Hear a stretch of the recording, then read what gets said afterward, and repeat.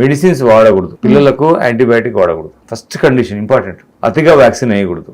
Government of India 12 to 15 vaccines 3 years లో వేయమని చెప్పేసి ఒక లిస్ట్ ఉంది. తెలంగాణ గవర్నమెంట్ కానివ్వండి, ఆంధ్ర గవర్నమెంట్ కానివ్వండి, ఇదంతా కూడా 12 to 15 వ్యాక్సిన్స్ ఇచ్చేటువంటి లిస్ట్ ఉంది.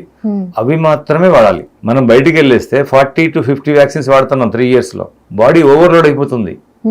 ఎప్పుడైతే ఓవర్లోడ్ అయిపోయిందో హెల్తీ కిడ్స్ కూడా హైపర్ యాక్టివ్ ADHD లో పడే అవకాశాలు ఎక్కువ కనిపిస్తున్నాయి. అంటే వ్యాక్సిన్ వల్ల ఏమవుతుంది, బాడీ ఓవర్లోడ్ అయిపోతుంది. Vaccine is more dangerous. It's going to the deeper in your system. It goes to the deeper in your nervous system. It is not a working on superficial system. So అటువంటి disorders ఎక్కువ. ప్రతి వ్యాక్సిన్కి కొంచెం complications ఉంటాయి, side ఎఫెక్ట్లు ఉంటాయి. దాన్ని తట్టుకొని నిలబడితే autism ADHD hyper active రాదు. దాన్ని తట్టుకొని నిలబడలేకపోతే కంపల్సరీ ఛాన్సెస్ ఉన్నాయి. అందుకే over vaccination is also too dangerous.